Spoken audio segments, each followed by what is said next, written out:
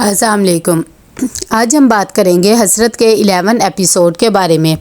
तो वीडियो शुरू करने से पहले हमारे चैनल को सब्सक्राइब कर लीजिए अगर अभी तक आपने नहीं किया, ताकि हमारी हर न्यू वीडियो आप तक पहुंच सके।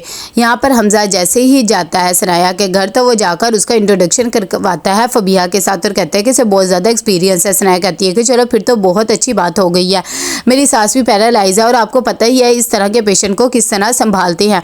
बाकी आप मुझे अपनी सैलरी वगैरह बता दें, लेकिन छुट्टी की बिल्कुल भी गुंजाइश नहीं होगी। फबीहा कहती है ठीक है, आपको बिल्कुल भी शिकायत का मौका नहीं मिलेगा और सैलरी जो आपको ठीक लगे आप वही दे देना। दूसरी तरफ जब वो वापस जा रहे होते हैं कि उसका टकराव अरहम से हो जाता है, तभी हमजा बताता है कि हम केयर टेकर की जॉब के लिए आए थे। ये बात सुनकर अरहम कहता है कि चलो ठीक है। अंदर जाता है तो सनाया कहती है कि आज आप जल्दी आ गए थे, तो कहता है कि हाँ एक मीटिंग थी, खैर मैं अम्मी को लेकर आता हूँ, साथ बैठ कर नाश्ता करते हैं। इतनी देर में वो अपनी माँ को लेकर आते हैं तो सनाया उसके सामने इंसुलिन लगाती है।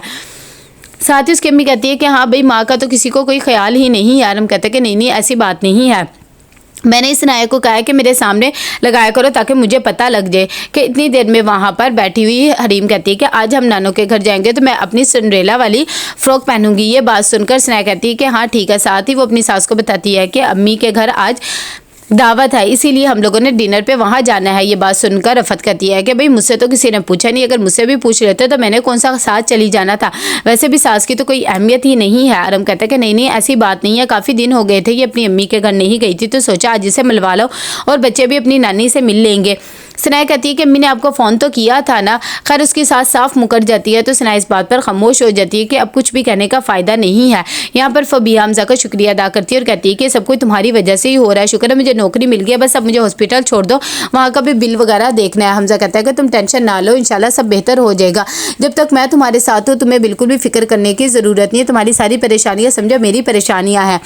यहाँ पर हमजा की अम्मी उठती है तो उसकी बहन को कहती है कि वो सारी रात से घर नहीं आया, मुझे तो बहुत ज़्यादा फिक्र हो रही है, फ़ोन करके देखो। इतनी देर में फ़ोन करके अपनी माँ को पकड़ाती है तो उसकी अम्मी कहती है कि कहाँ रह गए हो, मुझे तुम्हारी इतनी फ़िक्र हो रही थी, तुम हॉस्पिटल में क्या कर रहे हो। हमजा कहता है कि वो फबीहा की अम्मी को हार्ट अटैक आ गया था, मैंने आपको बताना था लेकिन जल्दी में मैं आ गया तो बताया नहीं गया।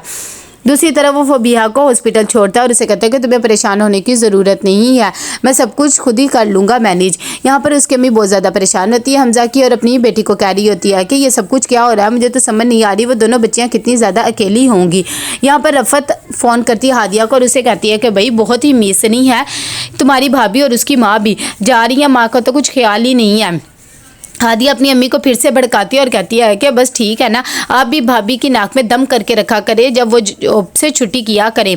दूसरी तरफ जब हमजा घर पहुंच जाता है तो उसकी अम्मी कहती है कि अब उसकी माँ की तबीयत कैसी है, ठीक तो है ना, तो मुझे भी बता देते मैं भी तुम्हारे साथ चलती। हमजा कहता है कि नहीं सब कुछ ठीक है, बस मैंने आपको बताना था। खैर वो अपनी बहन को कहता है कुछ खाना वगैरह पैक कर दो, मैं हॉस्पिटल लेकर जाऊँगा, फबीहा के साथ ही खा लूँगा। उसकी बहन कहती है कि आप सारी रात से उधर ही थे और वैसे भी आप अब आराम करके ही जाना। हमजा अपनी बहन से भी खिंचकर बात करता है और कहता है कि मैंने तुमसे पूछा है कि तुम मुझे मशवरे दो मैं क्या करूं और क्या ना करूं। उसकी अम्मी उसे डांटती है और कहती है कि अगर तुम्हें फबीहा की फिक्र है तो तुम्हारी बहन को भी तो तुम्हारी फिक्र है ना, तुम किस तरह उससे बात कर रहे हो। यहाँ पर फरीन आती है और आकर फबीहा से कहती है मुझे क्या पता था कि ये सब कुछ हो जाएगा, अगर क्या मैं अपनी खुशियाँ नहीं खरीद सकती। फबीहा कहती है कि बस आप शुक्र करें कि अम्मी ठीक होगी, वरना मैं आपको कभी माफ़ ना करती।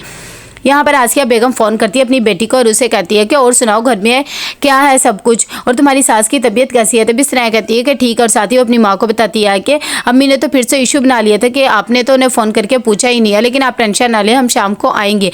ये बात सुनकर उसकी सास फ़ौरन अपनी बहू को बताती है। आसिया कहती है कि उसकी सास ने फिर से ये वबाल खड़ा कर लिया है। जब सोमिया को ये बात पता लगती है तो कहती है कि अरहम भाई को अपनी माँ की ये चालाकियाँ नज़र नहीं आती या वो देखना नहीं चाहते, मुझे तो ये समझ नहीं आती है।